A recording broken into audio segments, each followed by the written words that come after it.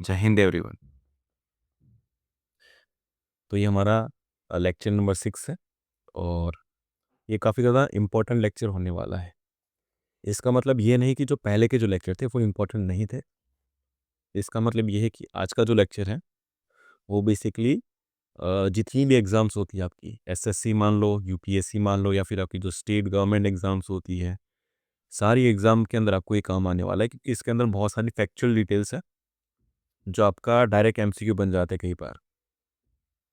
इसके अलावा जो कॉन्सेप्ट है जहाँ से मतलब वो घुमा फिरा के क्वेश्चन बना सकते हैं, तो वो तो मैं करवाऊँगा ही, लेकिन यहाँ से काफ़ी सारे फैक्चुअल चीज़ें आपको समझ में आएगी और आपको ये सारी चीज़ें याद रखनी है। अभी याद रखने का जो तरीका है, वो सबके लिए अलग-अलग हो सकता है। तो स्टार्ट करते हैं। ठीक है, अभी तक हमने देखा था कि कैसे कॉन्स्टिट्यूशनल डेवलपमेंट हुआ है 1773 के बाद 1853 तक जो कंपनी का राज था। इसके बाद हमने देखा था कि कैसे 1858 के बाद 1835 तक हमने देखा था कि कैसे जो क्राउन का रूल था, वहाँ पे उसने कैसे नए-नए लॉस एस्टेब्लिश किए थे। अब इसके बाद क्या है कि 1935 के बाद क्या होता है कि 1937 में इलेक्शन होता है, जिसके अंदर पहली बार बेसिकली गवर्नमेंट बनती है वहाँ पे। फिर उसके बाद 1939 में वर्ल्ड वॉर 2 स्टार्ट हो जाती है, तो यहाँ पे बीच में कोई इलेक्शन नहीं होंगी बीच में। और आखिरी में जब इलेक्शन होता है 1945 में, तो वहाँ पे आपको इलेक्शन देखने को मिलता है। अभी इसी दौरान क्या होता है कि यहाँ पे जो हमारा जो 1935 में जो इलेक्शन 1937 में जो इलेक्शन हुआ था, उसमें जो भी टोटल 11 हमारी प्रोविंस थी। 11 प्रोविंस में से जो 7 प्रोविंस थी, उसमें इंडियन नेशनल कांग्रेस जीत चुकी थी। लेकिन क्या होता है कि यहाँ पे 1939 के अंदर जैसे ही वर्ल्ड वॉर 2 स्टार्ट होती है, तो उस टाइम की जो ब्रिटिश गवर्नमेंट है वो इंडियन से बिना पूछे ही इंडियन को एज अ पार्ट बना देती है किसका, वर्ल्ड वॉर 2 का। तो यहाँ पे जो कांग्रेस के जितने मेंबर्स होते हैं, वो यहाँ पे क्या कर देते हैं, ये सारी सीट मतलब छोड़ देते हैं, रिजाइन कर देते हैं अपनी सीट से। यहाँ पे सरकार टूट जाती है और इसके बाद बेसिकली हम मांग रखते हैं कि अभी हमको क्या कर दो, आज़ाद करो, तभी हम क्या करेंगे, हम आपकी मदद करेंगे वर्ल्ड वॉर 2 के अंदर। तो इसलिए फिर ऑगस्ट ऑफर आता है। अगस्त ऑफर में पहली बार मतलब कॉन्स्टिट्यूशनल असेंबली की मांग होती है कि हमारे लिए खुद का कॉन्स्टिट्यूशन होना चाहिए। तो कॉन्स्टिट्यूएंट असेंबली की मांग रखी जाती है, जिसके अंदर क्या होता है कि यहाँ पे 1940 के अंदर, तो अगस्त ऑफर कब आया था, तो 1940s में आया था। और उसके अंदर पहली बार जो कॉन्स्टिट्यूशनल असेंबली है उसकी मांग मतलब रखी जाती है और यहाँ पे एक्सेप्ट भी होती है। ठीक है। और अगर कॉन्स्टिट्यूएंट असेंबली की बात करें, तो ये आइडिया जो था ना कि ऐसी कोई कॉन्स्टिट्यूएंट असेंबली बननी चाहिए, वो एम एन रॉय ने दिया था। तो आपको ये भी याद रखना कि आइडिया सबसे पहले किसने दिया था, तो एम एन रॉय ने दिया था 1934 के अंदर। ठीक है। इसके बाद वर्ल्ड वॉर 2 के दौरान यहाँ पे ऑगस्ट ऑफर आता है, जिसके अंदर जो कॉन्स्टिट्यूएंट असेंबली है उसकी जो मांग है ना, वो एक्सेप्ट की जाती है। और बेसिकली जब कैबिनेट मिशन प्लान आता है, तो कैबिनेट मिशन प्लान के अंदर ये जो कॉन्स्टिट्यूएंट असेंबली वो बनाई जाती है। और यहाँ पे बेसिकली जिसके अंदर ये लिखा होता है कि यहाँ पे कॉन्स्टिट्यूएंट असेंबली जो बनेगी वो बनेगी ताकि इंडिया एक यूनियन ऑफ इंडिया बना सके, यूनियन ऑफ इंडिया, जिसके अंदर जो ब्रिटिश प्रोविंस हैं 11, वो तो आएंगे और काफ़ी सारे इंडियन जो प्रिंसली स्टेट थे वो भी आएंगे। तो यहाँ पे हमारा मेन टारगेट था कि हमको क्या बनाना है, इंडिया का यूनियन बनाना है। तो यूनियन क्या होता है, फेडरल क्या होता है, कॉन्फेडरल क्या होता है, वो हम बाद के आगे वाले लेक्चर में देखेंगे। लेकिन आपको याद रखना है कैबिनेट मिशन प्लान के अंदर जो कॉन्स्टिट्यूएंट असेंबली बनी थी, उसका मेन जो प्रपोजल था, तो बेसिकली उनको यूनियन ऑफ इंडिया बनाना था, जिसके अंदर यहाँ पे 11 प्रोविंस थी और basically different different princely state थे। जैसे अगर 11 प्रोविंस अगर मैंने पिछले लेक्चर में आपको लिखवाई थी, आपको याद ना हो तो मैं एक बार वापस आपको रिवाइज करवा देता हूँ। तो अगर बंगाल, बॉम्बे और मद्रास, ये 3 तो आपको याद ही रहनी चाहिए। इसके अलावा और मैंने पिछली बार बताया था कि बिहार में से उड़ीसा 1935 में अलग हुआ था। इसके अलावा बॉम्बे में से सिंध अलग हुआ था। इसके अलावा सिंध के ऊपर यहाँ पे पंजाब आता है और पंजाब के ऊपर नॉर्थ वेस्ट फन प्रोविंस आता है। फिर यहाँ पे United province of Awadh and Agra आता है, और यहाँ पे सेंट्रल प्रोविंस है, और यहाँ पे आसाम है। तो कितनी हो गई, 1 2 3 4 5 6 7 8 9 10 11। तो 11 हमारे पास क्या है, प्रोविंस है। इसके अलावा काफ़ी सारे 500 से ज़्यादा हमारे पास काफ़ी सारे रजवाड़े थे, जिसको इंडियन प्रिंस स्टेट बोला जाता है। जैसे बेसिकली हैदराबाद था, जूनागढ़ था, जम्मू कश्मीर था, और भी काफ़ी छोटे छोटे राजपूताना के काफ़ी ज़्यादा स्टेट है। तो 500 प्लस हमारे पास प्रिंस स्टेट थे। तो यहाँ पे ये 11 प्रोविंस प्लस 500 स्टेट को मिला के हमको एक इंडियन यूनियन बनाना था। तो ये बेसिकली कॉन्स्टिट्यूएंट कॉन्स्टिट्यूएंट असेंबली का एक प्लान था, और कैबिनेट मिशन प्लान के अंदर ये प्रपोजल रखा गया था। हाँ, ठीक है। अभी जो कैबिनेट कॉन्स्टिट्यूएंट असेंबली है ना, तो मैं इसको सीए लिखूंगा, आप कॉन्स्टिट्यूएंट असेंबली को आपसे। और तो जो कॉन्स्टिट्यूएंट असेंबली है, इसका जो काम था बेसिकली, तो इंडिया के लिए कॉन्स्टिट्यूशन बनाना था, और इन्होंने काफ़ी अच्छा कॉन्स्टिट्यूशन बना के दिया भी था, है ना। तो जो हमारा कॉन्स्टिट्यूशन है, वो काफ़ी बेहतरीन कॉन्स्टिट्यूशन बनाया था, जो दुनिया का सबसे लंबा है ना, लॉन्गेस्ट कॉन्स्टिट्यूशन माना जाता है, लॉन्गेस्ट रिटन कॉन्स्टिट्यूशन है। ठीक है। तो लॉन्गेस्ट रिटन कॉन्स्टिट्यूशन यहाँ पे जो कॉन्स्टिट्यूएंट असेंबली है उसने बनाया था। और जो कॉन्स्टिट्यूएंट असेंबली थी, तो ये कॉन्स्टिट्यूएंट असेंबली के मेंबर्स कौन थे, तो जितने भी मेंबर्स थे वो रिप्रेजेंटेशन से आते थे। तो मतलब ये एक रिप्रेजेंटेटिव बॉडी थी। रिप्रेजेंटेटिव मतलब यहाँ पे जो भी मेंबर्स होंगे वो बेसिकली इलेक्शन से आते थे, लेकिन यहाँ पे डायरेक्ट इलेक्शन नहीं था, यहाँ पे इनडायरेक्ट इलेक्शन था। तो it was a representative body, और जो मेंबर्स थे वो इनडायरेक्टली इलेक्टेड थे। तो जो मेंबर थे, देवर इनडायरेक्टली इलेक्टेड। तो इनडायरेक्टली इलेक्टेड कहाँ से, कौन कर रहा था इलेक्ट, तो बेसिकली जो इलेक्शन हुआ था 1945 में, जैसे मैंने बताया ना कि 1935 में इलेक्शन हुआ है और वापस से 1945 में इलेक्शन हुआ है। तो वहाँ पे जो भी प्रोविंस के अंदर जो भी यहाँ पे लोग जीते थे, तो उनमें से जो कुछ लोग सिलेक्ट हुए थे, तो वहाँ से इनडायरेक्ट इलेक्शन हुआ है। और बेसिकली लोगों ने उनको चुना था, और उन्होंने फिर उनमें से कुछ लोगों ने जो कॉन्स्टिट्यूएंट असेंबली है वो बनाई थी। तो यहाँ पे इनडायरेक्ट इलेक्शन हुआ था। तो यहाँ पे रिप्रेजेंटेटिव बॉडी थी, जिसके अंदर मेंबर्स की बात करो तो शुरुआत में यहाँ पे टोटल आपके 389 मेंबर्स थे। ठीक है, शुरुआत में जब कॉन्स्टिट्यूट असेंबली बनाई गई थी, जिसके अंदर इंडियन नेशनल कांग्रेस भी थी और आपकी ऑल इंडिया मुस्लिम लीग भी थी। लेकिन आगे जाके क्या होता है कि ऑल इंडिया मुस्लिम लीग जो ये कॉन्स्टिट्यूएंट असेंबली है, तो उसको मतलब छोड़ देती है, रिजेक्ट कर देती है ना, कि यहाँ पे उसको यहाँ पे नहीं रहना था, क्योंकि उनको अलग से एक देश चाहिए था, अपने इस्लामिक स्टेट चाहिए था। जो मैंने ऑलरेडी मैं बता चुका था, जो पाकिस्तान की मांग रखी थी जिन्ना ने ना, मोहम्मद अली जिन्ना ने। तो ये आपको याद रखना है। तो कॉन्स्टिट्यूएंट असेंबली एक रिप्रेजेंटेटिव बॉडी थी, जिसके अंदर मेंबर जो थे वो सारे इनडायरेक्टली इलेक्टेड थे, और जो मेंबर का नंबर था टोटल, वो पहले 389 था। अभी 389 में से जो मुस्लिम लीग है, ऑल इंडिया मुस्लिम लीग है, वो यहाँ पे चली जाती है, और टोटल जो मेंबर अभी रह जाते, तो 90 जो लोग थे यहाँ से, 90 मेंबर लेफ्ट हो जाते हैं यहाँ से। तो इसमें काफ़ी सारे ऑल इंडिया मुस्लिम लीग के भी थे, और काफ़ी सारे मतलब वो भी थे ना कि प्रेस्टीज शेप भी थे। तो यहाँ पे तो जो यहाँ पे मेंबर्स है ना 389, इसके अंदर कौन कौन आ रहा है, तो यहाँ पे मैंने बताया ना कि यहाँ पे जो 11 प्रोविंस है वहाँ से तो आ ही रहे हैं, लेकिन काफ़ी सारी जो प्रिंसेस स्टेट है वहाँ से भी इसके मेंबर्स आ रहे हैं कॉन्स्टिट्यूएंट असेंबली के। तो यहाँ पे इलेक्टेड मेंबर भी है और नॉमिनेटेड मेंबर भी है। तो यहाँ पे ये ध्यान रखना है कि आपको नॉमिनेटेड मेंबर भी है। तो नॉमिनेटेड मेंबर कहाँ से है? तो जितने भी आपकी प्रिंसली स्टेट थे, तो जो राजा रजवाड़े थे, तो या तो खुद राजा आ जाता था, या तो राजा की जो सभा होगी उसमें से कोई एक बंदा यहाँ पे उस राजा को क्या करने के लिए, रिप्रेजेंट करने के लिए यहाँ पे आता था। तो यहाँ पे कॉन्स्टिट्यूएंट असेंबली के अंदर टोटल 389 मेंबर थे, जिसके अंदर इंडियन नेशनल कांग्रेस भी थी, इसके अलावा ऑल इंडिया मुस्लिम लीग भी थी, और काफ़ी सारी अलग अलग पार्टीज थी। तो टोटल 14 पार्टीज यहाँ पे थी। तो वो किन पार्टीज की बात करता हूँ, टोटल 14 पार्टीज से इनडायरेक्टली इलेक्टेड लोग आए थे, और यहाँ पे काफ़ी सारे प्रिंस स्टेट में से काफ़ी ज़्यादा नॉमिनेटेड मेंबर्स भी आ रहे आए थे।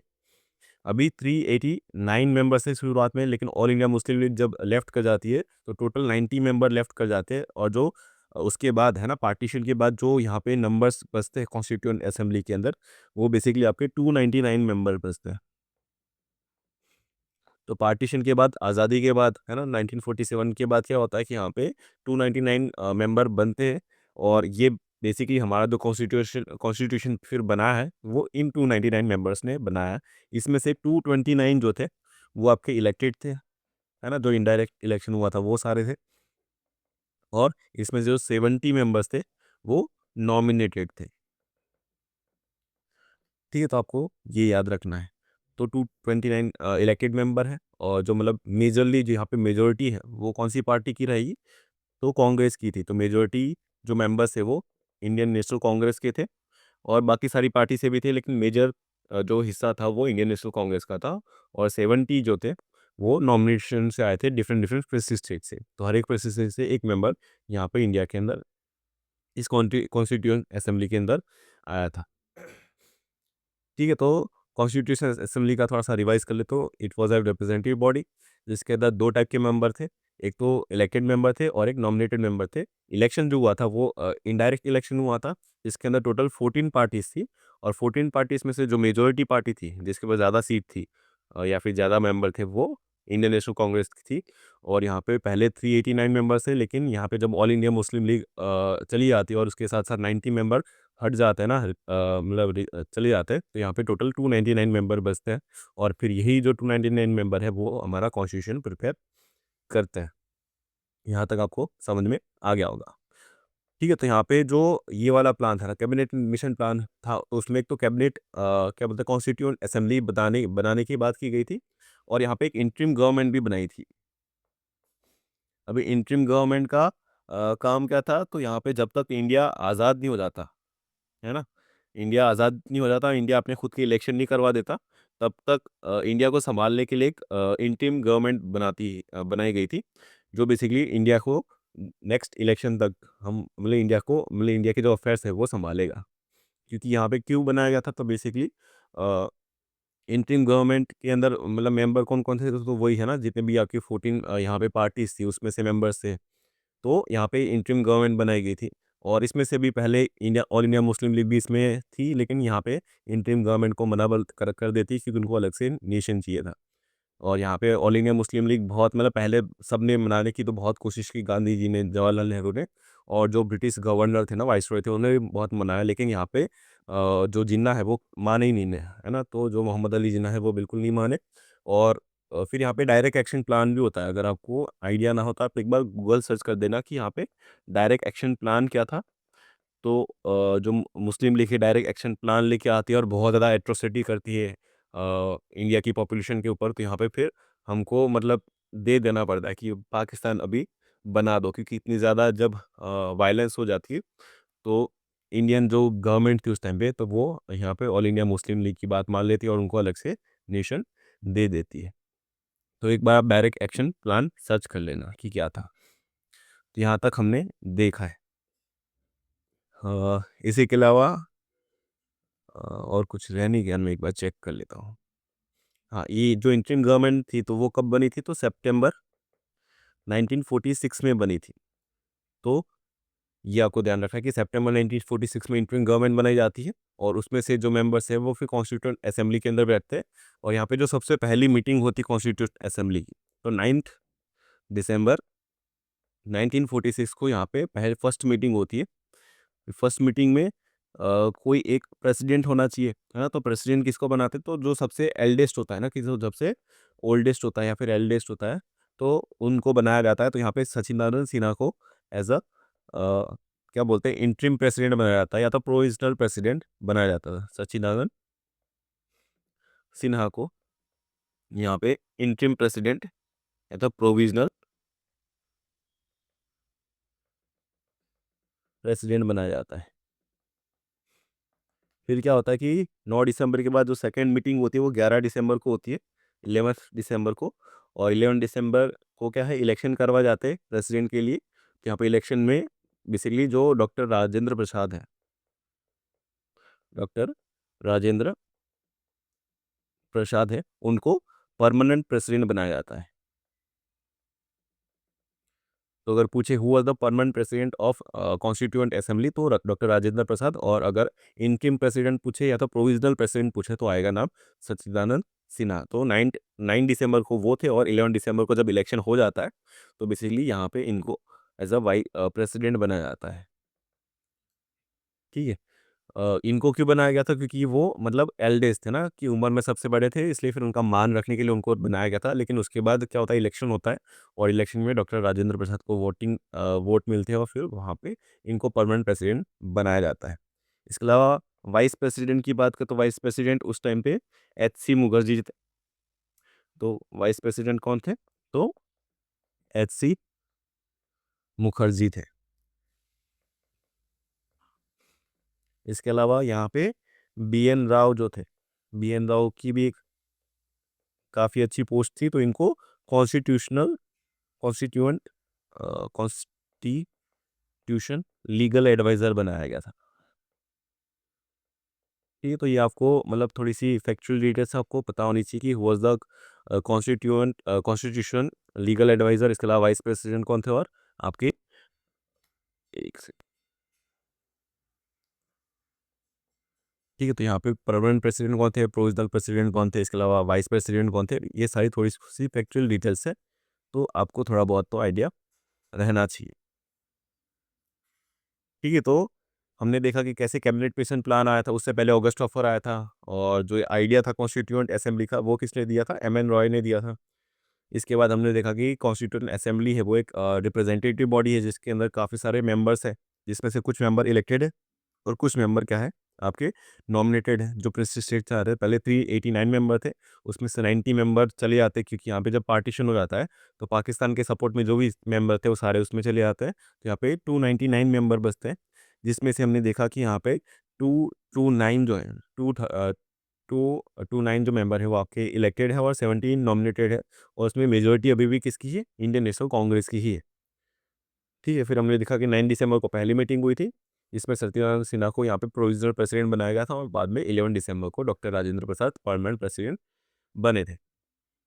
फिर यहाँ पे काम कैसे करती थी कॉन्स्टिट्यूएंट असेंबली, तो इन्होंने कैसे कॉन्स्टिट्यूशन बनाया था? तो बेसिकली कोई भी पहले शुरुआत में क्या हुआ था कि यहाँ पे डॉक्टर नहीं, जवाहरलाल नेहरू ने बेसिकली एक ऑब्जेक्टिव रिज़ॉल्यूशन पास कराया था। मतलब पास तो नहीं करवाया था, यहाँ पे मूव करवाया था। तो रिज़ॉल्यूशन मूव हुआ था, रिज़ॉल्यूशन वाज़ मूव्ड। तो ये कौन-सी तारीख को हुआ था? 17 दिसंबर को। तो यहाँ पे हमने देखा कि 9 दिसंबर को पहली मीटिंग, 11 को इलेक्शन हुआ है, डॉक्टर राजेंद्र प्रसाद यहाँ पे बने हैं और यहाँ पे 17 दिसंबर 1946 को रिज़ॉल्यूशन मूव किया गया है बाय जवाहरलाल नेहरू, जिसका नाम था ऑब्जेक्टिव रिज़ॉल्यूशन। कौन-सा रिज़ॉल्यूशन? तो आपको याद होना चाहिए, ऑब्जेक्टिव रिज़ॉल्यूशन यहाँ पे मूव किया गया था। ठीक है? तो बेसिकली ये क्या था कि अभी कॉन्स्टिट्यूशन हमारा कैसा होगा, तो उसके लिए क्या-क्या ऑब्जेक्टिव रखे हैं ना, तो पहले ही हमने सेट कर दिया कि हमारा कॉन्स्टिट्यूशन ऐसा बनना चाहिए, है ना? कि हमारे कॉन्स्टिट्यूशन में ये चीज़ें होनी चाहिए, तो उसके लिए फिर एक ऑब्जेक्टिव रिज़ॉल्यूशन हमने पास किया था, मतलब मूव किया था जवाहरलाल नेहरू ने, फिर आगे जाके वो पास भी हो जाता है ना, सबकी मतलब यूनिनैमिमसली, मतलब कोई वोटिंग्स मतलब सब मान जाते हो और यहाँ पे पास हो जाता है। तो इसके अंदर बेसिकली क्या था कि हमारी जो इंडिया है, तो इंडिया कैसा होना चाहिए? तो यूनियन होना चाहिए। इसके अलावा इंटीग्रिटी रहनी चाहिए इंडिया की। इसके अलावा यहाँ पे इक्वालिटी होनी चाहिए सबके बीच में। इसके अलावा यहाँ पे सोवरेन होना चाहिए इंडिया, ठीक है? इसके अलावा यहाँ पे डेमोक्रेटिक होना चाहिए, रिपब्लिक होना चाहिए। इसके अलावा यहाँ पे ब्रदरहुड होना चाहिए, तो यहाँ पे फ्रेटर्निटी की वो बात की गई थी। तो रिपब्लिक, फ्रेटर्निटी, ये काफ़ी सारी जो चीज़ें अगर आपने प्रीएम्बल पढ़ा है इंडिया का, है ना? जो आपकी स्कूल की बुक होती है उसके आगे ही होता है। तो जो प्रीएम्बल था उसके अंदर जो भी बातें लिखी गई थी, तो वो सेम आपकी ऑब्जेक्टिव रिज़ॉल्यूशन के अंदर भी यहाँ पे लिखी गई थी। तो बेसिकली हमारा जो प्रीएम्बल है ना, वो बना ही इसके ऊपर है। तो यहाँ पे ऑब्जेक्ट रिज़ॉल्यूशन का ही हमने देखा है कि जो रूप है वो प्रीएम्बल बनता है। तो अगर एग्ज़ाम में पूछे कि प्रीएम्बल कहाँ से हमने एडॉप्ट किया है, तो हमारा जो एडॉप्शन है वो बेसिकली जो जवाहरलाल नेहरू ने ये ऑब्जेक्टिव रिज़ॉल्यूशन जो मूव किया था, उसी के बेसिस पे हमने अपना प्रीएम्बल बनाया है, जिसके अंदर हमने देखते हैं ना कि इंडिया कैसा होना चाहिए, तो सोशलिस्ट होना चाहिए, सेक्युलर होना चाहिए, डेमोक्रेटिक होना चाहिए, रिपब्लिक होना चाहिए, जस्टिस मिलनी चाहिए सबको, इक्वालिटी होनी चाहिए, है ना? Social justice, economical justice, political justice, फिर इंटीग्रिटी हमने देखी है, फ्रेटर्निटी होनी चाहिए, काफ़ी सारी चीज़ें जो हमने देखी थी प्रीएम्बल के अंदर, वो ऑब्जेक्टिव रिज़ॉल्यूशन के अंदर लिखी थी कि हमारा जो कॉन्स्टिट्यूशन होगा वो ऐसा होगा। ठीक है, अभी यहाँ पे 17 दिसंबर को मूव किया जाता है और यहाँ पे काफ़ी ज़्यादा डिस्कशन जब कॉन्स्टिट्यूशन बन के तैयार हो जाता है, तो यहाँ पे 22 जनवरी 1947 को as a objective resolution pass होता है, उसको फिर यहाँ पे कॉन्स्टिट्यूशन के अंदर ऐड किया जाता है हमारे। ठीक है, तो आपको ये ज्ञान होना चाहिए। इसके अलावा हमारा कॉन्स्टिट्यूशन और कैसा होना चाहिए था, तो बेसिकली यहाँ पे जो लोग थे, है ना? तो लोगों की एस्पायरेशन यहाँ पे बहुत सारी होनी चाहिए थी। तो यहाँ पे लोगों की जो एस्पायरेशन है कि लोगों की जो माँगें हैं, वो पूरी करनी थी हमको। तो एस्पायरेशन ऑफ पीपल्स, तो लोगों की एस्पायरेशन क्या थी, उनकी इच्छा क्या थी कि हमको ज़्यादा से ज़्यादा राइट्स मिले, इसलिए फिर हमने फंडामेंटल राइट्स भी इंक्लूड किए थे।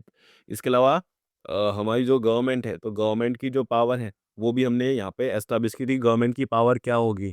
इसके अलावा different different type of institution हमने देखे थे कि यहाँ पे सुप्रीम कोर्ट होना चाहिए, मतलब जुडिशरी होनी चाहिए, फिर लेजिस्लेचर होना चाहिए जो कानून बनाएगा, जो पार्लियामेंट है। इसके अलावा हमारे पास एग्जीक्यूटिव होना चाहिए, जो गवर्नमेंट है, जो हमारे स्टेट की पावर का इस्तेमाल करके, है ना, इंडिया एज अ स्टेट की पावर इसका इस्तेमाल करके पूरी एज अ स्टेट को चलाएगी। तो गवर्नमेंट का काम था, क्या था, टू गवर्न द कंट्री। तो गवर्न कैसे करेगी कंट्री, ये सारी बातें यहाँ पे कॉन्स्टिट्यूशन के अंदर लिखी गई थी, और ये ऑब्जेक्टिव रिजोल्यूशन पास हुआ था।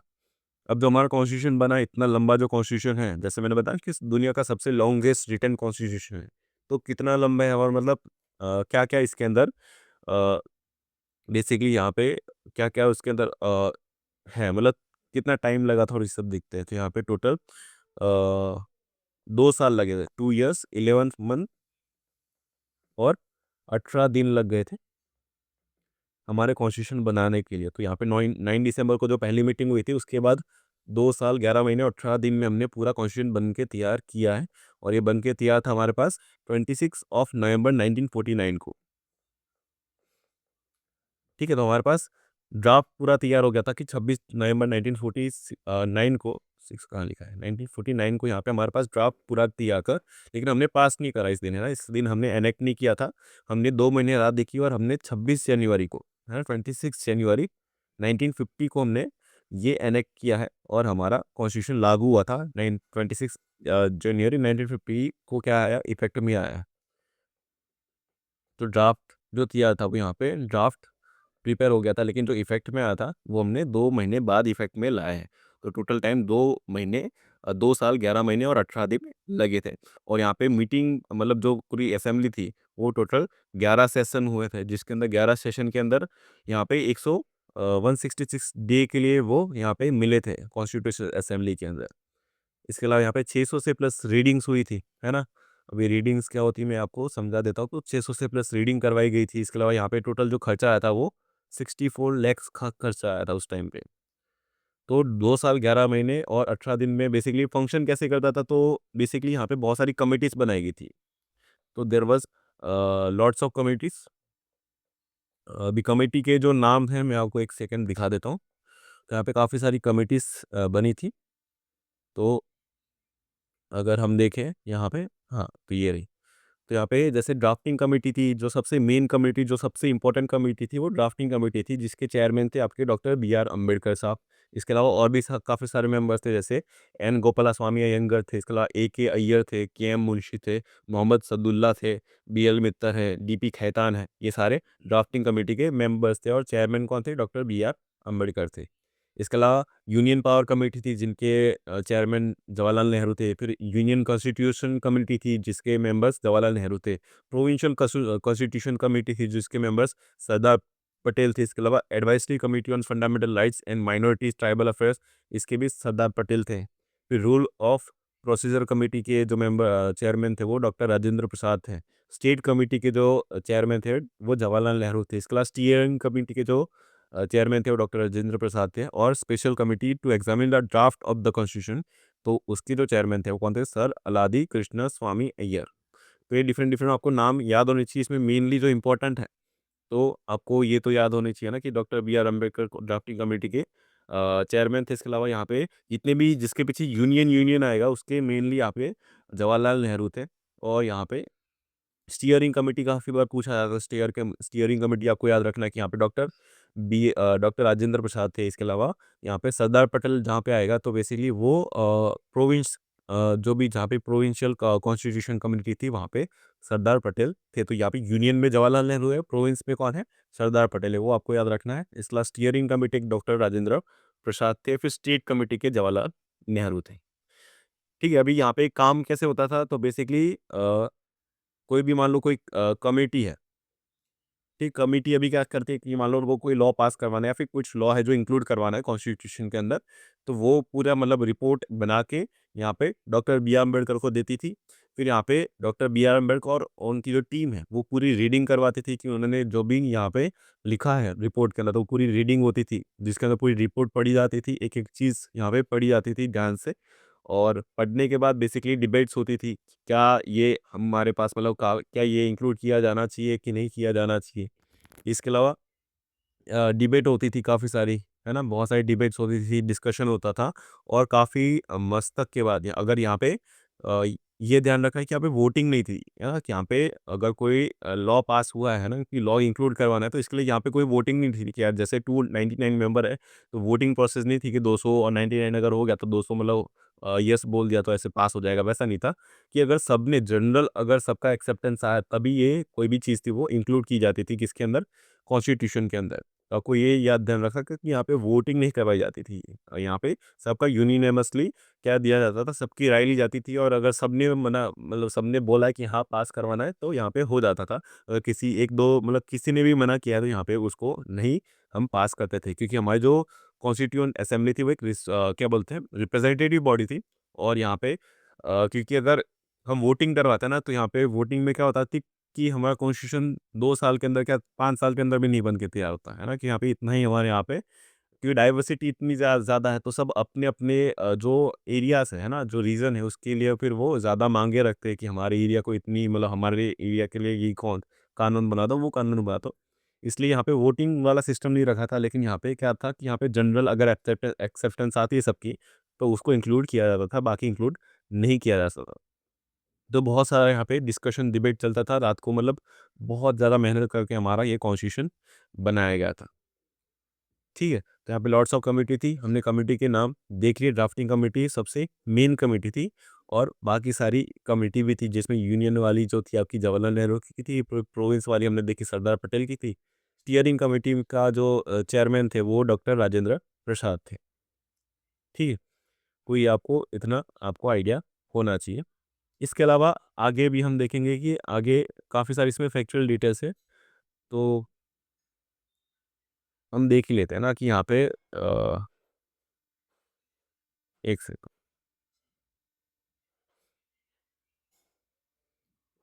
तो यहाँ पर हमने स्टार्ट किया था कि यहाँ पे सबसे लेंथीएस्ट कॉन्स्टिट्यूशन तो है। एक बार रिवाइज़ कर लेते हैं वापस से, मेरे पास बढ़िया पीडीएफ भी है ना? तो यहाँ पे लेंथीएस्ट कॉन्स्टिट्यूशन हमने देख लिया कि पूरी दुनिया का, तो इसके लिए फिर कौन बनाया, किसने बनाया था? तो कॉन्स्टिट्यूएंट असेंबली ने बनाया था। ठीक है, फिर यहाँ पे कहाँ पे क्यों कौन लाया था, फॉर्मेशन कब हुआ था कॉन्स्टिट्यूशन असेंबली का? तो कैबिनेट मिशन प्लान में यहाँ पे एक्सेप्ट किया गया था और यहाँ पे बेसिकली कॉन्स्टिट्यूएंट असेंबली बनाई गई थी। पहली बार एक्सेप्टेंस आया था अगस्त ऑफर के अंदर, लेकिन हमने वो ऑफर एक्सेप्ट ही नहीं किया था। फिर यहाँ पे जाके कैबिनेट मिशन प्लान में एक्सेप्ट होता है और इंडिया को आज़ाद करने की यहाँ पे बात छेड़ते हैं। ठीक है? क्रिएशन ऑफ यहाँ पे गोल क्या था? तो create a union of India, इसके अंदर ब्रिटिश प्रोविंस और प्रिंसेसशिप दोनों आते थे। तो CA was form under cabinet mission plan, not Mountbatten और ना ही ऑगस्ट प्लान। तो यहाँ आपको याद ध्यान रखना है कि कैबिनेट मिशन प्लान के अंदर ही बना था, माउंटबेटन प्लान के अंदर नहीं बना था और यहाँ पे ऑगस्ट ऑफर के अंदर भी नहीं बना था। भले ही दोनों के अंदर यहाँ पे एक्सेप्ट मतलब ऑफर तो आई थी कि हम आपको कैबिनेट मतलब ये कॉन्स्टिट्यूएंट असेंबली बना के देंगे, लेकिन वो हमने एक्सेप्ट ही नहीं किया था, है ना? क्योंकि हमने यहाँ पे कि वहाँ वो आधी अधूरी आज़ादी दे रहे थे, तो हमको नहीं चाहिए थी वैसी आज़ादी। ठीक है? फिर ये कैबिनेट मिशन प्लान के अंदर क्या-क्या था वो हमने यहाँ पे दिखाया गया। तो यहाँ पे ये कैबिनेट मिशन प्लान के अंदर यहाँ पे कॉन्स्टिट्यूशन असेंबली बनेगी जिसके अंदर 389 मेंबर थे, 14 रिप्रेजेंटेटिव फ्रॉम मेजर पार्टीज़। इसके अलावा कांग्रेस ने एक्सेप्ट किया, मुस्लिम लीग ने एक्सेप्ट नहीं किया, है ना? तो लेफ्ट कर जाती है इंटरिम गवर्नमेंट। इसके अलावा यहाँ पे 90 मेंबर चले जाते हैं और यहाँ पे 299 मेंबर बच जाते हैं, जो हमने देखा था कि 389 मेंबर थे और यहाँ पे 299 मेंबर्स बच जाते हैं। इनडायरेक्ट इलेक्शन से हुआ था, है ना? इनडायरेक्ट इलेक्शन कहाँ से? सेंट्रल लेजिस्लेटिव असेंबली से नहीं, लेकिन प्रोविंशियल लेजिस्लेटिव असेंबली के। ये ध्यान रखना है आपको, है ना? प्रोविंशियल लेजिस्लेटिव असेंबली से हुआ था, सेंट्रल लेजिस्लेटिव असेंबली से नहीं हुआ था। यहाँ पे एडल्ट फ्रैंचाइज़ नहीं थी कि सबने वोट नहीं दिया था। यहाँ पे जिसके पास मैंने लास्ट में बताया था ना कि जिसके पास पावर था, पैसा था और जो एजुकेटेड था, उन लोगों ने वोट किया था और अराउंड 10 टू 15% यहाँ पे इलेक्टर थे, है ना? कि यहाँ पे उतने परसेंट थे इंडिया के अंदर जो इलेक्शन के अंदर वोट कर पाते थे, वोटर उतने परसेंट थे। मैंने पिछले लेक्चर में बताया था। टोटल जो 299 मेंबर वो इलेक्टेड थे, 70 नॉमिनेटेड बाय द स्टेट थे। फिर मेजॉरिटी जो पार्टी थी वो कांग्रेस की थी, ठीक है। इसके अलावा और कुछ तो नहीं है।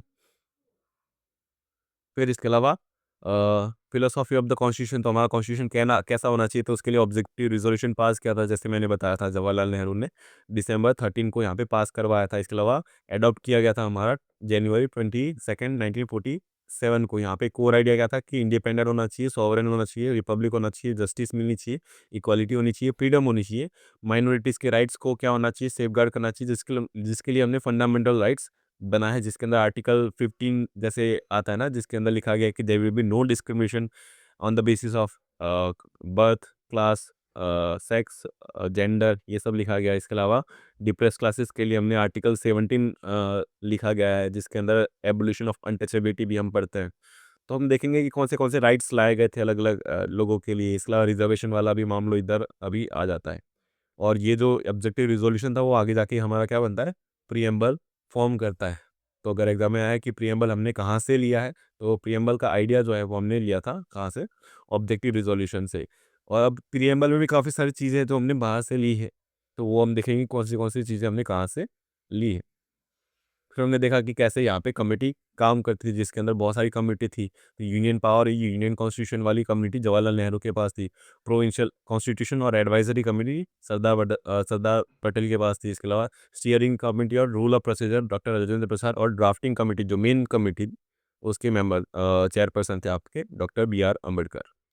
तो यहाँ पे मेथड कैसा था, prioritize the consensus of over majority vote to accommodate diversity. तो यहाँ पे वोटिंग सिस्टम नहीं था, लेकिन क्या था, कंसेंसस लिया जाता था सबका। तो अगर सब ने माना हुआ है तो यहाँ पे क्या था कि यहाँ पे बेसिकली उसको एज ऐड किया जाता था कॉन्स्टिट्यूशन के अंदर, बाकी उसको ऐड नहीं करते थे। फिर यहाँ पे काफ़ी सारे क्रिटिक्स हैं, तो मेरे ख्याल से तो ये तो आप पढ़ लोगे, नहीं हो तो चलो मैं समझा ही देता हूँ। तो यहाँ पे बेसिकली क्रिटिक क्या था कि यहाँ पे नॉट अ रिप्रेजेंटेटिव बॉडी, तो यहाँ पे सबने तो इलेक्शन के अंदर वोट नहीं दिया था, तो एक रिप्रेजेंटेटिव बॉडी नहीं थी, है ना। तो member one not directly elected था। तो ये क्रिटिक है कि यहाँ पे लोग ऐसा बोलते हैं कि क्योंकि ये सबने इलेक्शन नहीं किया था, तो यहाँ पे कुछ लोग जिनके पास पावर थी उन लोगों ने ही हमारा कॉन्स्टिट्यूशन बनाया है, ठीक है। लेकिन अभी क्या था कि अगर हम इलेक्शन करवाने बैठते तो काफ़ी ज़्यादा टाइम चला जाता। तो इसलिए फिर हमने क्या किया है कि उस टाइम पे हमने इनडायरेक्ट इलेक्शन से ही हमारा क्या बनाया था, कॉन्स्टिट्यूएंट असेंबली बनाई थी, ठीक है। तो leader has massive public support, जैसे गांधी जी थे, इसके अलावा जवाहरलाल नेहरू थे, डॉक्टर BR अम्बेडकर थे, ऐसे बड़े बड़े लीडर थे जिनको मतलब पब्लिक सपोर्ट करती थी। इसके अलावा डायरेक्ट इलेक्शन वर लॉजिस्टिकली इम्पॉसिबल इमीजिएटली, तो यहाँ पे इमीजिएटली हम इलेक्शन नहीं करवा सकते थे, इसलिए फिर हमने इनडायरेक्ट इलेक्शन का ही हिस्सा लिया था। फिर यहाँ पे सेकंड क्रिटिक आता कि बहुत ज़्यादा लंबा टाइम ले लिया हमने कॉन्स्टिट्यूशन बनाने के लिए। लेकिन जितना लंबा हमने, है ना, दुनिया का अगर सबसे बहुत बड़ा कॉन्स्टिट्यूशन जो हमने बनाया है, लॉन्गेस्ट रिटन कॉन्स्टिट्यूशन जो बनाया है, तो उसके लिए तो ये टाइम काफ़ी ज़्यादा कम था, जिसके अंदर 600 प्लस रीडिंग हुई थी, है ना। टोटल मतलब बहुत ज़्यादा टाइम लग गया था। तो टाइम लगना ही था ना, क्योंकि इतना बढ़िया और इतना बहुत ज़्यादा अच्छा कॉन्स्टिट्यूशन बना के अगर बनना था तो इसका टाइम तो चाहिए था, क्योंकि बहुत ज़्यादा हरक्यूलिन टास्क था। तो अगर तुरंत दे देते तो क्वालिटी अच्छी नहीं हो जाती। हाँ, कि काफ़ी बार हमने देखा कि काफ़ी सारे जो नेशन है, जैसे पाकिस्तान है या फिर म्यांमार है, जहाँ का कॉन्स्टिट्यूशन कुछ काम का ही नहीं है ना। तो इंडिया का इतना बढ़िया कॉन्स्टिट्यूशन बना है कि यहाँ पे बहुत चेंजेस, इतने ज़्यादा ड्रास्टिक चेंज नहीं आते हैं, बहुत कम चेंजेस हमने देखे हैं। और चेंज करने की हमारे पास क्या है, कॉन्स्टिट्यूशन के अंदर हमको वो भी दी ना, पावर भी दी। तो आर्टिकल 368 जो हमारा अमेंडमेंट करने का जो पावर है, जिसके अंदर हम क्या कर सकते हैं, कॉन्स्टिट्यूशन के अंदर चेंज कर सकते हैं। अभी यहाँ पे ध्यान रखना है कि चेंज करने की बात तो है, लेकिन यहाँ पे सब कुछ चेंज नहीं कर सकते हम। तो यहाँ पे एक चीज़ आती है जो जुडिशरी लेके आई थी, सुप्रीम कोर्ट ने इंट्रोड्यूस किया था कि इसको क्या बोलते हैं, आप बेसिक स्ट्रक्चर को आप चेंज नहीं कर सकते, बाकी सब कुछ चेंज कर सकते हो। तो हम देखेंगे कि बेसिक स्ट्रक्चर क्या होता है, ठीक है। फिर यहाँ पे एक और क्रिटिक आता है कि ये स्लेविश इमिटेशन था, कि यहाँ पे काफ़ी सारी चीज़ें जो हैं वो हमने ब्रिटिश सर की जो रूल्स है, जैसे the government of India act 1935 से हमने काफ़ी सारी चीज़ें हमने उठाई है। इसके अलावा दुनिया की बहुत सारे कॉन्स्टिट्यूशन हमने पढ़े थे, और हर जगह से हमने थोड़ा बहुत उठाया था। तो ये बोला जाता है कि हमने तो सिर्फ नकल उतारी है ना, हमने अपना कुछ नहीं डाला। तो यहाँ पे हम देखें तो कहाँ से क्या क्या लिया था, ये भी आपका क्वेश्चन बन जाता है। तो यूके है ना, तो जो हमारा क्या बोलते हैं यूके था, यूके मतलब जो हमारा उस टाइम पे ब्रिटिश का जो राज चला था, तो उनके जो रूल्स थे उनसे हमने क्या क्या लिया था, पार्लियामेंट्री सिस्टम लिया था। तो हमको पता है ना, पार्लियामेंट्री सिस्टम तो ऑलरेडी हमारे यहाँ पे था ही, है ना, जहाँ पे सेंट्रल लेजिस्लेटिव असेंबली के अंदर बाइकैमरल सिस्टम आ गया था, और हमारे यहाँ पे काफ़ी मतलब 11 में से 6 में तो आ ही गया था बाइकैमरल सिस्टम। तो यहाँ पे पार्लियामेंट्री सिस्टम तो ऑलरेडी था इंडिया के अंदर, जो हमने डायरेक्टली गवर्नमेंट ऑफ इंडिया 1935 से उठाया। इसके अलावा लोअर हाउस मोर पावरफुल, यहाँ पे वो भी हमने यहीं से अमेरिका की मतलब यूके की पार्लियामेंट से लिया है। इसके अलावा प्राइम मिनिस्टर की जो पोस्ट होती है, कैबिनेट जो सिस्टम होता है, जिसके अंदर मैंने बताया था पोर्टफोलियो बना दिया था हमने। कौन से वाले एक्ट में बनाया था वो आप मेरे को बताना, कि सबसे पहले जो पोर्टफोलियो वाला है ना, कि पोर्टफोलियो इंट्रोड्यूस हुआ था, वो कौन से एक्ट में हुआ था। जो हमने अभी तक कॉन्स्टिट्यूशन मतलब जो क्या बोलते हैं, हिस्ट्री जो पढ़ी है ना हमने, जितने भी एक्ट्स पढ़े उसमें से कुछ शुरुआती एक्ट में हमने देखा था कि यहाँ पे एक ये सिस्टम ऐड हुआ था, कैम्ब्रिज सिस्टम ऐड हुआ था। इसके अलावा सिंगल सिटीजन होगी, यहाँ पे ड्यूअल सिटीजन नहीं होती इंडिया के अंदर, है ना, कि अगर आप इंडिया के सिटीजन हो तो इंडिया के ही सिटीजन हो, अब गुजरात के सिटीजन अलग से नहीं हो। तो गुजरात की आपको डोमिसाइल मिलता है लेकिन सिटीजनशिप नहीं मिलती। लेकिन अमेरिका के पास क्या, अमेरिका अगर जाते हो तो अमेरिका में ड्यूअल सिटीजनशिप चलती है। तो अगर आप वहाँ पे बेसिकली कैलिफोर्निया से हो तो कैलिफोर्निया की अलग से सिटीजनशिप मिलती है आपको, और यूएसए की अलग से सिटीजनशिप मिलती है। लेकिन इंडिया में क्या सिंगल सिटीजनशिप है। ये भी हमने कहाँ से लिया है, यूके से लिया। इसके अलावा बाइकैमरल पार्लियामेंट होगी, 2 हाउसेस होंगे, provision of speaker in Lok Sabha, तो लोकसभा के अंदर स्पीकर की पोजीशन होगी, काउंसिल ऑफ मिनिस्टर मिनिस्टर होंगे, है ना, रिस्पॉन्सिबल टू लोअर हाउस, तो लोअर हाउस से हमको काउंसिल ऑफ मिनिस्टर लेने हैं। इसके अलावा नॉमिनल हेड हमारा प्रेसिडेंट हो जाएगा, तो यहाँ पे प्राइम मिनिस्टर भी होगा और प्रेसिडेंट भी होगा, और यहाँ पे ज़्यादा पावर जो होती है वो प्राइम मिनिस्टर के पास रखी जाती है। प्रेसिडेंट सिर्फ एक नॉमिनल हेड होता है, उसकी पावर इतनी ज़्यादा नहीं रहती। ये पूरा जो सिस्टम है वो हमने कहाँ से मतलब कॉपी पेस्ट किया है, तो बेसिकली यूके से किया है। फिर इसके अलावा यूएसए से हमने क्या किया, तो रिटन कॉन्स्टिट्यूशन, क्योंकि यहाँ पे यूके का जो कॉन्स्टिट्यूशन है वो रिटन नहीं है, अनरिटन कॉन्स्टिट्यूशन है। अभी अनरिटन रिटन क्या होता है वो हम आगे वाले लेक्चर में देखेंगे। फिर यूएसए से हमने क्या लिया है, तो बेसिकली रिटन कॉन्स्टिट्यूशन जो है ना, लिखित जो कॉन्स्टिट्यूशन है उसकी जो प्रोविजन है वो हमने यूएसए से लिए है। इसके अलावा वाइस प्रेसिडेंट की जो पोस्ट होती है वो भी हमने यूएसए से लिए। फिर फंडामेंटल राइट जो है ना, कि हमारा जो फंडामेंटल राइट सारे जो लिखे हुए हैं, तो वो भी हमने कहाँ से लिए हैं, यूएस के कॉन्स्टिट्यूशन से हमने लिए हैं। तो आइडिया वहाँ से लिया था। इसके अलावा अ, एक सेकेंड, यहाँ पे सुप्रीम कोर्ट की जो थी ना, सुप्रीम कोर्ट तो ऑलरेडी हमारे पास थी ना, फेडरल कोर्ट बनाए थे, लेकिन उसका फिर नाम चेंज कर दिया हमने सुप्रीम कोर्ट। तो यहाँ पे वो भी जो प्रोविज़न था वो हमने यूएसए से लिया, क्योंकि जो पूरा सिस्टम होगा वर्किंग जो होगी वो हमने यूएसए से ली है। फिर head of the state president को रखा जाएगा। तो यहाँ पे नॉमिनल हेड तो है, लेकिन हेड ऑफ़ द स्टेट क्या होता है, कि हमारे पूरे इंडिया का जो हेड है वो प्रेसिडेंट होता है, लेकिन हेड ऑफ़ द गवर्नमेंट है वो बेसिकली प्राइम मिनिस्टर होगा। तो हेड ऑफ़ द स्टेट को मतलब प्रेसिडेंट को बनाया जाता है, वो हमने कहाँ से लिया है, यूएसए से लिया है। लेकिन जो हमारा गवर्नमेंट का हेड होता है वो कहाँ से लिया है, यूके से लिया है। फिर इसके अलावा provinces of state and judicial review, तो यहाँ पे जुडिशियल रिव्यू की जो पावर होती है, जिसके अंदर बेसिकली सुप्रीम कोर्ट के पावर होती है कि अगर लेजिस्लेचर पार्लियामेंट कोई भी लॉ पास करती है, चाहे वो लोकसभा से हो रहा राज्यसभा से पास होता है ना, कि अगर कोई भी लॉ पास हो जाता है तो जुडिशरी के पास पावर होती है उसको रिव्यू करने की। रिव्यू का मतलब होता है कि जैसे आप अमेजोन पे कोई भी चीज़ खरीदते हो, तो आप उसको रिव्यू कर देते हो ना, कि आपको अच्छी नहीं लगी तो आप रिटर्न करवा दोगे ना, वापस भेज दोगे। अच्छी लगी तो आप रख लोगे, है ना? अगर मान लो एक्सचेंज करना होगा तो आप उसको एक्सचेंज करवा दोगे।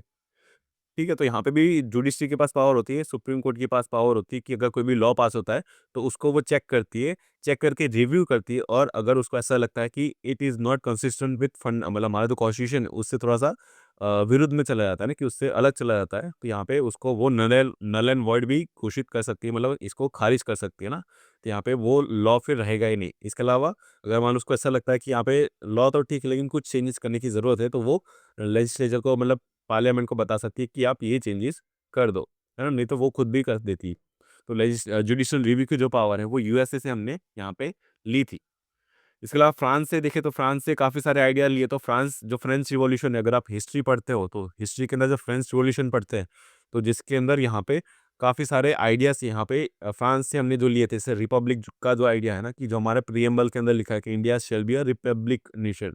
तो रिपब्लिक हो गया, फिर लिबर्टी, इक्वालिटी और फ्रेटर्निटी, तो ये सारे जो हमने वर्ड हमारे प्रीएम्बल के अंदर जो लिखे हैं वो हमने फ्रांस से लिए हैं। फिर इसके अलावा यूएसए से एक और चीज़ ली है कि we the people of India है ना, कि we the people of India जो पहली लाइन है वो हमने वैसी जो अमेरिका है, तो अमेरिका के अंदर भी ऐसा ही लिखा हुआ है। तो वो ध्यान रखना कि वो जो पहली लाइन है वो हमने अमेरिका से ली थी। फिर ऑस्ट्रेलिया से कॉन्करेंट लिस्ट का जो आइडिया वो हमने ऑस्ट्रेलिया से लिया है। तो जो मैंने बताया था ना कि यहाँ पे 3 टाइप की लिस्ट होती है, स्टेट लिस्ट होती है, सेंट्रल लिस्ट होती है और आपकी कॉन्करेंट लिस्ट है। तो कॉन्करेंट लिस्ट का जो आइडिया था वो हमने ऑस्ट्रेलिया से लिया था। अब ये कैसे मैं याद रखता हूँ कि करंट होता है ना, करंट का मतलब जो बेसिकली ओशन के अंदर करंट्स चलते रहते हैं ना, ओशनिक करंट। तो ऑस्ट्रेलिया के आसपास इतना बड़ा समुद्र है ना? समुद्र है तो यहाँ पे इसलिए फिर मैं उसको यहाँ से कनेक्ट कर देता हूँ। तो कॉन्करेंट जो लिस्ट होती है वो ऑस्ट्रेलिया से आती है, ऐसे मैं याद रखता हूँ। इसके अलावा सेंट्रल स्टेट रिलेशनशिप है वो यहाँ से लिया है। इसके अलावा लैंग्वेज ऑफ प्रियम्बल, तो प्रियम्बल की जो लैंग्वेज है वो हमने यहाँ से एक्वायर की है। इसके अलावा यूएसएसआर है ना, वहाँ पे जब रशिया नहीं था, रशिया से पहले जो यूएसएसआर था, यूनाइटेड यूनियन सोवियत था, तो वहाँ से हमने फंडामेंटल ड्यूटीज और 5 ईयर प्लान जो आइडिया वो हमने यहाँ से लिया है। तो बेसिकली यूएसएसआर इतना स्ट्रिक्ट रहता है तो अपने सिटीजन से बहुत सारी ड्यूटी करवाता है ना? तो उस मामले में मेरे को यहाँ से याद आ जाता है कि यहाँ पे रशिया से हमने फंडामेंटल ड्यूटीज़ ली है। और यहाँ पे 5 ईयर प्लान जो हर 5 साल के अंदर हमारा गोल क्या रहता है कि अगले 5 साल अगर गवर्नमेंट आती है तो वो एक गोल बनाती है कि अगले 5 साल में इंडिया एज़ अ स्टेट का क्या-क्या प्लान होने चाहिए कि हमको इधर इन्वेस्ट करना है, इधर ही इन्वेस्ट करना है ना, सोलर पावर पे इन्वेस्ट करना है, पॉवर्टी पे इन्वेस्ट करना है, एम्प्लॉयमेंट पे इन्वेस्ट करना है। तो ये सब 5 ईयर प्लान का जो पूरा आइडिया था वो हमने यूएसएसआर से लिया था। इसके अलावा जर्मनी से हमने इमरजेंसी प्रोविंसेस लिए थे। यहाँ पे जर्मनी को मैं हिटलर से कनेक्ट कर देता हूँ कि हिटलर जहाँ था तो वो बेसिकली इमरजेंसी लगा देता था, वॉर कर देता था। तो इसलिए फिर यहाँ पे जर्मनी से आप याद रख सकते हो कि इमरजेंसी प्रोविज़न जो थे, जिसके अंदर क्या होता है कि यहाँ पे इमरजेंसी लग जाती है। जैसे हमारे कोरोना के टाइम पे तो इमरजेंसी नहीं लगी थी, लेकिन सेम टाइप ऑफ सिचुएशन लग जाती है जहाँ पे कोई भी मतलब कर्फ्यू लग जाता है, जहाँ पे सारी पावर हो जाती है वो सेंटर के पास चली जाती है और यहाँ पे वो चाहे तो मतलब मिलिट्री स्टेट बना सकता है कुछ टाइम के लिए इमरजेंसी के अंदर। इसके अलावा जापान से हमने लिखा है प्रोसीजर एस्टेब्लिश्ड बाय लॉ, तो लॉ कैसे मतलब पूरा बनेगा तो उसकी जो प्रोसीजर है वो हमने यहाँ पे लिए। इसका मतलब ये आर्टिकल 12 के अंदर आता है, आर्टिकल 12, 13, 14 मतलब जो है उसके अंदर आता है। तो हम देखेंगे कि इसका मतलब क्या होता है। फिर कनाडा से हमने लिया फेडरल सिस्टम और residuary power. Federal system basically क्या होता है जहाँ पे सेंटर होता है, स्टेट होता है और दोनों की जो पावर है वो डिफरेंट होती है। तो जो पूरा फेडरल स्ट्रक्चर है वो हमने कनाडा से लिया है। तो आपको ये ध्यान रखना है। इसके बाद रेसिडुअरी पावर जो मैंने पिछली बार बस समझाई थी, है ना? कि सेंट्रल लिस्ट होती है जिसके अंदर सेंट्रल पावर मतलब नियम बना सकता है, स्टेट लिस्ट होती है जिसके अंदर स्टेट नियम बना सकता है और कॉन्करेंट लिस्ट होती है जिसमें स्टेट भी बना सकता है और सेंटर भी बना सकता है। लेकिन इसके बाद भी क्या होता है काफ़ी सारी जो पावर्स होती है उसको रेसिडुअरी पावर के अंदर रखा जाता है।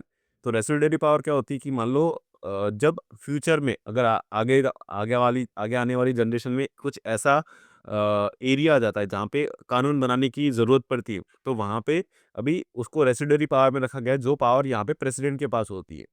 तो जैसे एआई पहले नहीं था, है ना? तो एआई जब से आया तो यहाँ पे काफ़ी सारा बेसिकली उस पे यहाँ पे रेगुलेशन लाने की ज़रूरत पड़ी है कि एआई को रेगुलेट करना पड़ेगा। तो वो पहले तो था नहीं जब इंटरनेट नहीं था, है ना? या फिर इंटरनेट काफ़ी कम स्लो चलता था या फिर एआई था ही नहीं। तो उसके ऊपर जो लॉ बनाने की जो प्रोसीजर है ना कि उसके ऊपर लॉ कौन बनाएगा? सेंटर बनाएगा, स्टेट बनाएगा। तो इसके लिए कन्फ्यूज़न ना हो तो उसको रेसिडुअरी पावर में रखा गया है कि आने वाली फ्यूचर के अंदर अगर कोई भी ऐसी एरिया आता है जहाँ पे लॉ बनाने की ज़रूरत पड़ती है, जो ना ही सेंटर में फिट हो रहा है, ना ही स्टेट में फिट हो रहा है, ना ही आपके कॉन्करेंट में फिट हो रहा है, तो उसको फिर हमने रेसिडुअरी पावर के अंदर रखा था। फिर साउथ अफ्रीका से हमने लिया है प्रोसीजर ऑफ कॉन्स्टिट्यूशनल अमेंडमेंट। तो जैसे मैंने बताया था ना अभी आर्टिकल 368 का जो है, जिसके अंदर हमने कॉन्स्टिट्यूशन के अंदर चेंज ला सकते हैं ना कि हम चेंज कर सकते हैं। तो वो जो प्रोसीजर है वो हमने साउथ अफ्रीका के कॉन्स्टिट्यूशन से हमने कॉपी किया है। कॉपी तो नहीं बोल सकते लेकिन वहाँ से हमने आइडिया लिया है। फिर आयरलैंड जो आपका नेशन है, वहाँ पे देश जो है, वहाँ से हमने concept of DPSP directive principle of state policy लिया है। Ordinary were borrowed from Spain, लेकिन आपको अगर एग्ज़ाम में आता है तो आप आयरलैंड ही आप टिक करोगे। तो ये कुछ आइडियाज़ है जो हमने यहाँ से डिफरेंट डिफरेंट कंट्रीज़ से उठाया है और यूके के जो हमारा यूके से यूके की जो पार्लियामेंट है वहाँ से तो उठाया है, लेकिन हमारा जो मेजर बैकबोन होता है ना हमारा कॉन्स्टिट्यूशन का वो जो गवर्नमेंट ऑफ इंडिया 1935 है वहाँ से काफ़ी सारी चीज़ें हमने यहाँ पे उठाई है। तो ये क्रिटिसिज्म यहाँ पे दिया जाता है बेसिकली।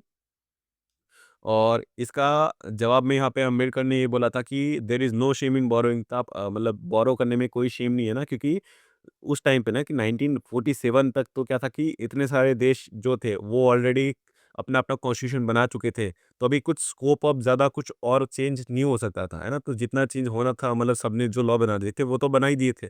तो अगर हम सारे कॉन्स्टिट्यूशन पढ़ लेते और उसमें जो गलत-गलत चीज़ें हैं, उसको अगर हटा देते हैं ना, उसको चेंज कर देते इंडिया के अनुसार, तो फिर वो इंडिया के लिए काफ़ी ज़्यादा क्या कारगर रहेगा। तो lies in modifying the provision to remove fault and suit the Indian condition. तो यहाँ पे इंडियन कंडीशन को हम फुलफिल करेंगे और यहाँ पे जो भी फॉल्ट्स होंगे उनके कॉन्स्टिट्यूशन के अंदर, तो वो हम नहीं एडॉप्ट करेंगे ना, उसको चेंज कर देंगे। तो वैसा यहाँ पे बात करी गई थी। फिर इसके अलावा क्रिटिक आता है कि ये बहुत बड़ा है, इसके अलावा यहाँ पे जो भी जिन लोगों ने बनाया था बेसिकली जितने भी आपके लोग थे वो सारे लॉयर्स थे, है ना? पॉलिटिशियन थे और लॉयर्स थे, मतलब बहुत ज़्यादा पैसे वाले लोग थे, है ना? और उन्होंने हमारा कॉन्स्टिट्यूशन बनाया, तो यहाँ पे जो गरीब लोग थे, जो फार्मर्स थे, तो उनकी बात रखी ही नहीं गई। तो यहाँ पे बेसिकली जवाब के अंदर ये दिया जाता है कि यहाँ पे ऐसा क्यों किया गया था, तो बेसिकली जो भी उस टाइम पे लॉयर्स थे, है ना? लॉयर्स थे या फिर जो इलाइट्स थे, तो उनके पास बेसिकली जो मेरी ब्रिटिशर्स थे, तो उन्होंने इंडिया पे राज ही इस तरह से कर पाया ना कि इन्होंने इतने सारे कानून बना दिए थे। तो अगर कोई आप पे कानून से राज कर रहा है, तो आपको अगर उसको निकालना है ना, तो उसको कानून से ही निकाल सकते हो। तो इसलिए फिर आप देखोगे उस टाइम पे काफ़ी सारे जो लोग थे, वो लॉयर बनते थे। जैसे महात्मा गांधी भी क्या थे? लॉयर थे, बी आर अम्बेडकर भी लॉयर थे। इस तरह जितने भी बड़े-बड़े लीडर्स थे, वो सारे लॉयर्स ही थे। तो लॉयर्स क्यों बन रहे थे उस टाइम पे? तो उस टाइम पे ज़रूरत ही लॉयर्स की थी, ताकि वो जो ब्रिटिशर का जो कानून है, उसको समझ सके और उसके खिलाफ में ना कि यहाँ पे काफ़ी ज़्यादा प्रोटेस्ट कर सकें और यहाँ पे फिर हमारा कॉन्स्टिट्यूशन बना सके। ठीक है? तो आपको ये ध्यान रखना है। फिर यहाँ पे मैंने जैसे बताया था कि हमारा नवंबर 26 को यहाँ पे एडॉप्शन डेट बनाई गई थी, जहाँ पे ड्राफ्ट प्रिपेयर हो चुका था। जहाँ पे कुछ प्रोविज़न एक्टिव कर दिए थे, कुछ जो फुल हमारा जो एक्टिव हुआ है, जो इफ़ेक्ट के अंदर आया था, वो आपका 26 जनवरी 1950 को आया था। तो यहाँ पे कुछ प्रोविज़न यहाँ पे लागू कर दिए गए थे, लेकिन बाकी जो पूरा जो इफ़ेक्ट के अंदर आया, वो आपका 26 जनवरी 1950 को एनेक्ट हुआ था। फिर स्कोप ऑफ प्रोविज़न थे, यहाँ पे स्कोप क्या-क्या उसके अंदर था, तो सबसे पहले जो हमारा पार्ट 1 है इंडिया एंड इट्स टेरिटरी, इसके अलावा सिटीज़नशिप जो होंगे, फिर फंडामेंटल राइट होंगे, फिर फंडामेंटल ड्यूटीज़ होंगी, फिर यहाँ पे स्ट्रक्चर ऑफ गवर्नमेंट की यूनियन गवर्नमेंट कैसे काम करेगी, स्टेट गवर्नमेंट कैसे काम करेगी, लोकल गवर्नमेंट कैसे काम करेगी, डीपीएसपी जो है वो हमने कहाँ से लिए थे, आप अभी पढ़ा है ना, डीपीएसपी हमने कहाँ से लिए थे, तो आपको हमको बताना है अभी। फिर इसके अलावा हमने अमेंडमेंट करने की पावर भी दी थी ना आर्टिकल 368 के अंदर, जिसके अंदर जो पहला अमेंडमेंट था वही यहाँ पे कंट्रोवर्शियल हो गया था। तो पहला जो अमेंडमेंट हुआ था जिसके अंदर जवाहरलाल नेहरू ने पास करवा दिया था, जिसके अंदर लैंड रिफॉर्म की बात की गई थी। तो जो हमारे शेड्यूल थे, शेड्यूल जो हम पढ़ेंगे कितने शेड्यूल थे और कितने अभी हो चुके, तो टोटल पहले 8 शेड्यूल थे, अभी 12 है। तो उसमें जो पहला अमेंडमेंट आया था उसके अंदर जो शेड्यूल 9 थे वो ऐड किया गया था। ठीक है, तो शेड्यूल 9 के अंदर बेसिकली जो बड़े-बड़े ज़मींदार थे, तो उनकी ज़मीन छीन के उनसे यहाँ पे जो जिनके पास ज़मीन नहीं थी या फिर जो लोग माइग्रेट करके इंडिया में आए थे, तो उनको भी तो ज़मीनें बाँटनी थी ना कि वो अपना पूरा घर, ज़मीन सब छोड़ के आए इंडिया के अंदर। तो उनके लिए फिर तो ऐसा तो नहीं कि फिर वो इंडिया में आएँगे तो फिर वो बेघर रहेंगे। तो फिर उनको जो ज़मीन थी वो भी देनी थी गवर्नमेंट को। तो जितने बड़े-बड़े ज़मींदार थे जिनके पास ज़मीनें थी, उनसे मतलब एक सेट लगा दिया ना, सीलिंग एक्ट बना दिया था बेसिकली, इतनी आपके पास ज़मीन हो सकती है, इससे ऊपर नहीं हो सकती। अगर इससे ऊपर है तो वो सारी गवर्नमेंट ले लेगी और बेसिकली रीडिस्ट्रीब्यूशन होगा। तो ये आया था जिसके अंदर बहुत सारा यहाँ पे ये देखते कि सुप्रीम कोर्ट फिर यहाँ पे बीच में आती है और काफ़ी सारे केस होते हैं ना, वो केस होते हैं, तो यहाँ पे पूरा एक बैटल है ना कि जो आपका ये है ना गवर्नमेंट और सुप्रीम कोर्ट के बीच में पूरी बैटल है। तो बहुत सारे केसेस इसमें हमको पढ़ने हैं, तो वो हम केसेस पढ़ेंगे बारी-बारी करके। तो उसके अंदर यहाँ पे फिर जुडिशरी ने क्या किया था यहाँ पे बेसिकली वो लाया था जो मैंने बताया था आपको, बेसिकली बेसिक स्ट्रक्चर लेके आए थे इसके बाद कि ऐसे अगर चेंज करते रहोगे, अमेंड करते रहोगे तो क्या कर दो आप पूरा कॉन्स्टिट्यूशन ही चेंज कर दोगे, है ना? इसलिए फिर यहाँ पे सुप्रीम कोर्ट ने बोला कि अभी जो कॉन्स्टिट्यूशन है ना? तो उसका जो इंटरप्रिटेशन है कि इसका जो मतलब होगा, है ना? कॉन्स्टिट्यूशन को समझाने का जो पावर होगा वो सुप्रीम कोर्ट के पास होगा। तो जितनी भी आपकी जुडिशरी है उसके पास पावर है कि वो इंटरप्रेट करेगा किसका कॉन्स्टिट्यूशन का, और उन्होंने बेसिकली बेसिक स्ट्रक्चर बना दिया था। बेसिक स्ट्रक्चर का मतलब था कि बेसिक कुछ ऐसी चीज़ें हैं जो आप चेंज नहीं कर सकते, जिसके अंदर अमेंडमेंट जो आर्टिकल 368 है वो काम नहीं करेगा। ठीक है, इसके अलावा यहाँ पे काफ़ी सारी जुडिशरी ने काम भी किया है, जैसे जस्टिस पीएन भगवती ने यहाँ पे पीएएल के ऊपर काम किया है। तो PAL basically public interest litigation होता है। जिसके ऊपर क्या होता है कि काफ़ी बार क्या होता है, लोगों के पास पैसा नहीं होता, टाइम नहीं होता थी कि वो अपना केस लड़ सके, प्रॉब्लम उनकी लाइफ में होने के बावजूद भी। तो ऐसे में क्या कर सकते हैं कि यहाँ पे पब्लिक स्पिरिटेड जो लोग होते हैं, मान लो कोई एक्स पर्सन है, तो वो उनके बेसिस पे यहाँ पे पीआईएल फाइल कर सकता है और उस एक्स पर्सन के बेसिस पे वो केस लड़ सकता है। जैसे एग्जांपल देख लेते हैं कि यहाँ पे कई बार क्या होता है, जैसे नीट नीट की एग्ज़ाम हुई थी, इसके अलावा यहाँ पे एसएससी की एग्ज़ाम जो हुई थी पिछले साल, जिसमें बहुत ज़्यादा यहाँ पे कंट्रोवर्सी हो चुकी थी, है ना? तो उसमें बेसिकली काफ़ी सारे स्टूडेंट थे जिनकी लाइफ में प्रॉब्लम आई थी। तो जो स्टूडेंट थे या फिर जो अनएजुकेटेड होते हैं या फिर जो पुअर होते हैं, तो उनकी जो आवाज़ होती है, तो यहाँ पे वो उठा सकते हैं। जैसे उस टाइम पे टीचर्स ने उठाए थे, टीचर ने पीआईएल फाइल किया था और टीचर ने पीआईएल फाइल किया, उसके बाद क्या हुआ था कि उनको जो था वो जस्टिस मिला था। तो यहाँ पे हर एक स्टूडेंट फिर केस लड़ने नहीं गया था, तो उनके बेसिस पे टीचर्स ने यहाँ पे केस लड़ा था। इसके अलावा यहाँ पे जब एफकेट एग्ज़ाम हुई थी, जिसके अंदर हमने देखा था कि आंसर की नहीं मिलती थी पहले, तो उसके लिए फिर यहाँ पे काफ़ी सारे लोगों ने पीआईएल फाइल की थी, है ना? तो वो पीआईएल का मतलब होता है कि मान लो एक्स पर्सन अगर नहीं जा सकता, तो उसके बेसिस पे मैं या तो कोई भी पर्सन, उसके बेसिस पे हम केस लड़ सकते हैं, तो उसको पीआईएल बोलते हैं। तो बेसिकली ये लाया गया था, जस्टिस पीएन भगवती ने लाया था, तो आपको याद रखना है। तो यहाँ पे जो जुडिशरी है उसका काम क्या है? कॉन्स्टिट्यूशन का बचाव करना है ना, तो यहाँ पे कॉन्स्टिट्यूशन की जो प्रोटेक्शन है वो आपका कौन करता है? जुडिशरी करती है। बाकी ये जो पूरा पीडीएफ है वो मैं आपको मतलब सबमिट करवा दूँगा, है ना? आपकी जो लिंक है नीचे, आप वहाँ पे एक बार चेक कर सकते हो पूरा। बाकी तो ठीक है, अभी अगले लेक्चर में मिलेंगे। जय हिंद।